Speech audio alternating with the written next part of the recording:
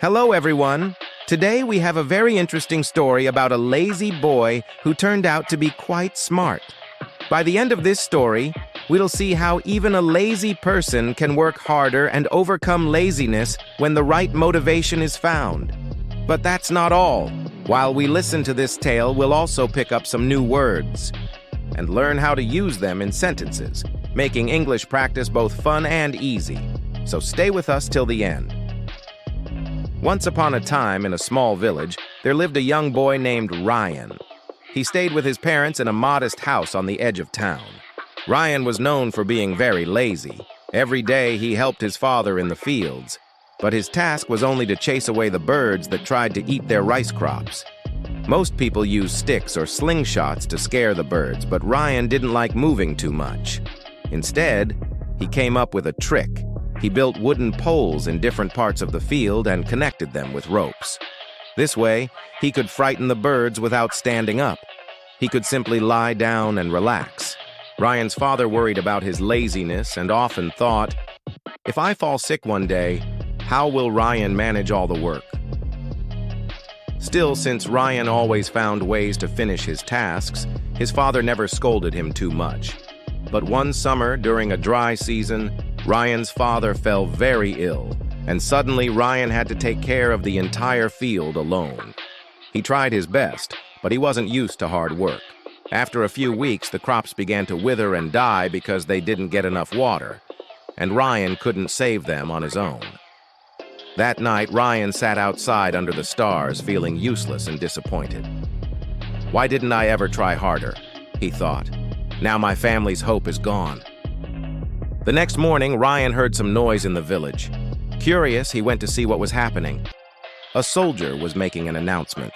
There would be a grand competition at the King E's palace, and the winner would receive a chest of gold. Ryan's eyes lit up.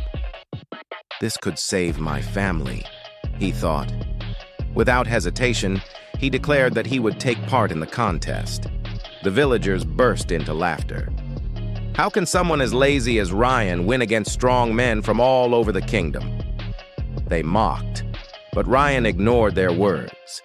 He had 3 days to reach the palace, so he set out on his journey. His parents, though doubtful that he would win, hoped this experience might at least teach him the value of hard work. 3 days later, the competition began. All the participants gathered near a large lake. Ryan noticed that many of them were strong and athletic, which made him nervous.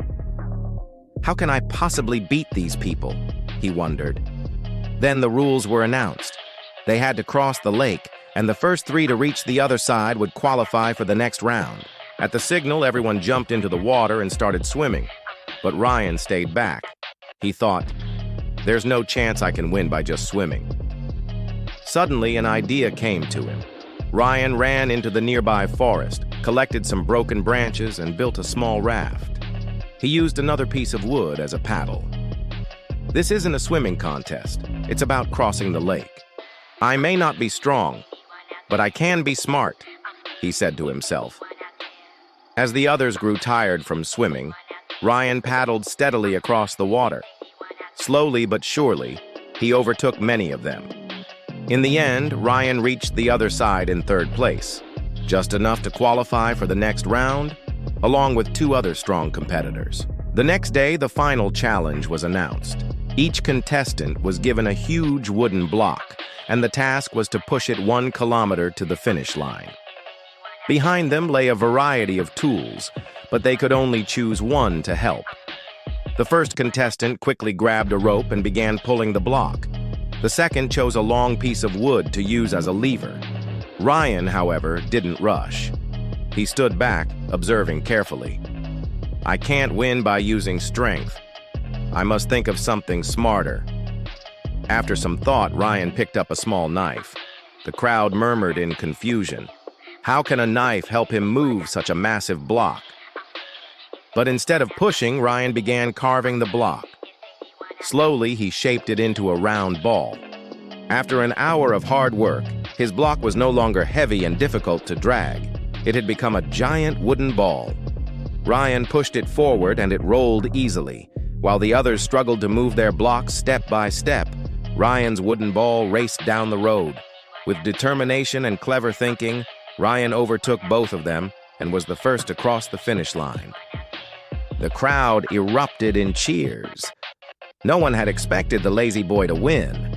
Ryan had proven that while laziness can hold a person back, the right motivation and a little creativity can inspire great effort. He had worked harder than ever before, not because he suddenly stopped being lazy, but because he had found a reason bigger than his laziness, his love for his family. This story reminds us that even if we sometimes feel lazy, we can overcome it when we find a strong purpose, a goal worth working for. It may be your family, your dreams, or simply proving others wrong. A big reason can push you to give your very best.